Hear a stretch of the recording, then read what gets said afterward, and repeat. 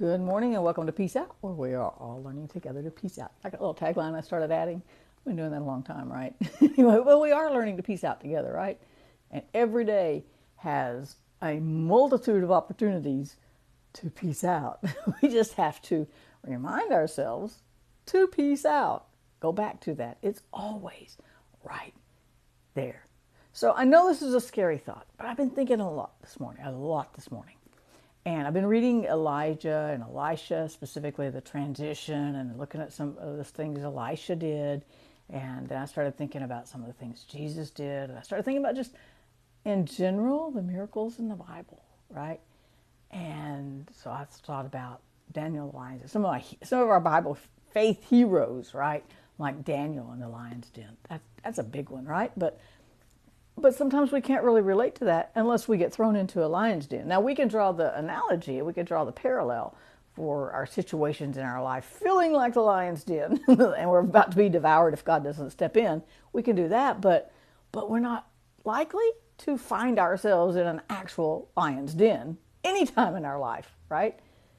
So, but we can use it. And then there's the three Hebrew children. Those stories are both in Daniel, right? Where they got thrown into the fire. And that's not likely that we're going to get thrown into the fire or even burned at the stake anymore, right? This is a good thing at this point, right? And we draw those parallels and we build faith and we go, hey, they took a stand, we can take a stand, and we can liken our circumstances, especially right now in the U.S., to being in a fiery trial, because we are in a fiery trial. We could draw faith from that, but it's not likely to happen in the natural, right? And then I thought of Moses crossing the Red Sea, and God just parted it, and they walked across on dry ground. And I thought, that happened with Elijah and Elisha too. Elijah parted the Jordan, I think it was, and they went across, and then he was taken up in the fiery chariots of God. And then when Elisha came back, he hit the waters with Elijah's cape, his prophetic mantle, and it parted for him, and he walked back across on dry land. It's awesome. It's not likely we're going to see that, right? But it's an awesome story that builds faith that God's going to make a way no matter what. He's going to take care of us, right? And then I thought of, what one did I just think of? I just thought of one. There's all these stories in the Old Testament, right? That's it. Jehoshaphat commanded and asked God to let the sun stand still so they could finish beating their enemy. That's an awesome story and an awesome thought. And God will help. He will lighten our paths and he will lead us into victory over all of our enemies, even though they're not physical, or if they're physical sometimes, right? He's brought people out of. But those aren't everyday things. And so I started thinking about it. I was like, man, these are just some amazing stories. I'm so glad we have them. And they are our heroes in the faith because they faced the extreme circumstances of persecution and bondage and all these things that life could throw at them. And they came out with faith, trusting God, and God brought them out with a mighty show of power. But as I thought about those, and then I started thinking about Jesus' miracles too. And I thought, you know what? Now, Elisha had a lot of everyday things too. But Jesus walked into everyday things and made a difference. There was more than one storm that he calmed. We even have the stories in the Gospels where Jesus calmed the storm more than once.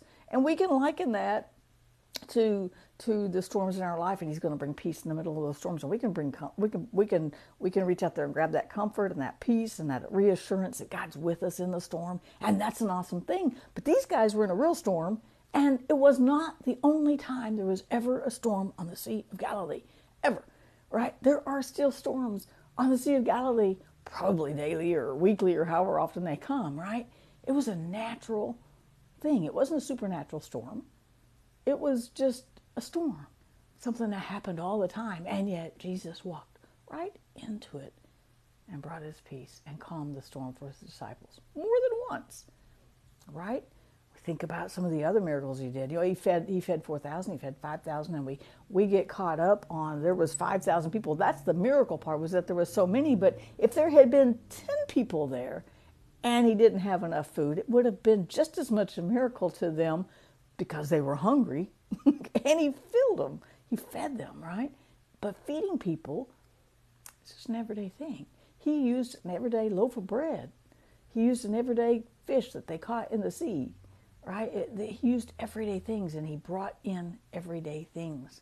And so I started thinking about, even I went back to Elisha then, because I'm working on some things for Elijah and Elisha right now. I can't get distracted from the 2 books I'm working on, but I'm looking toward Elijah and Elisha. But I was thinking about how it was the lady who didn't, it was a famine, the middle of a famine, and he said, make me a cake. And she went, we have enough for one.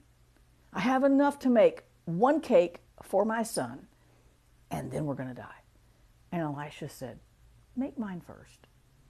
And she made his first, and then her flour never ran out until the famine was over.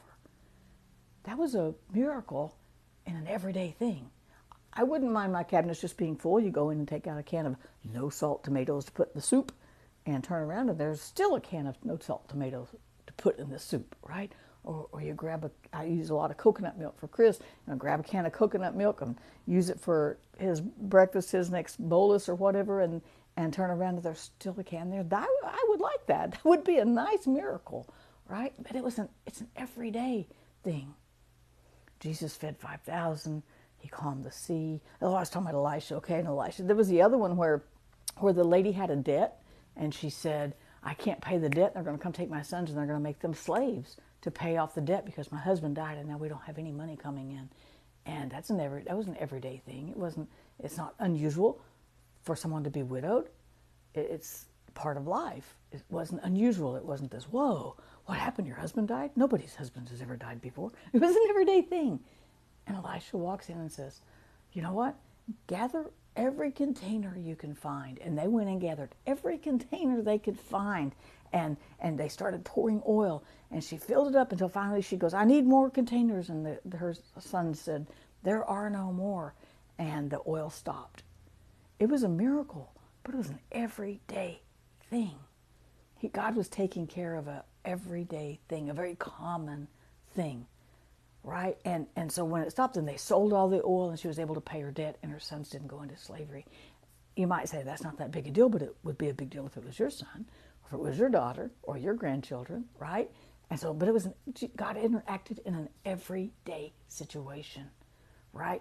I thought of one more with Elisha, but there was all these different circumstances going on. There were all these different everyday things happening. The floating axe head, that's what it was. The guy had borrowed the axe, and he was cutting down a tree or something, and the axe head fell off into the water. And because it's made of iron, it just went to the bottom. And he was like, hey, I borrowed this axe head. It's not like I can just go buy a new one. This belongs to somebody else. And that doesn't seem that significant, right? It's not like taking 1 million people across the bottom of the Red Sea on dry ground. It's just an axe head, right? It was an everyday thing, a common thing. And I believe Elisha instructed him to throw some grain into the water or something, and the axe head floated. My whole point, excuse me, live, I'm going to sneeze.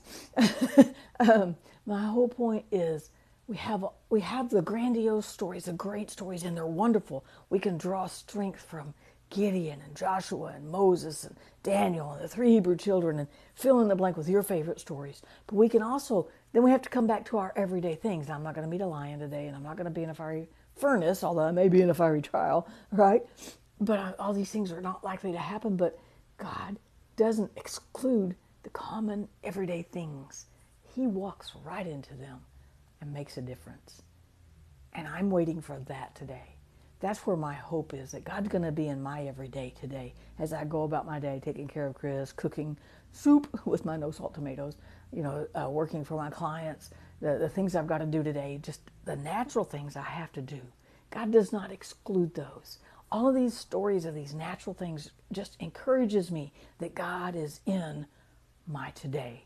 God is in just the commonness of today. He's right here, walking through it with me, and that's why I can peace out. He's going to show out. I'm just going to wait and watch, and I hope you do that with me. Peace out, you guys. Have a great day. I'll see you tomorrow.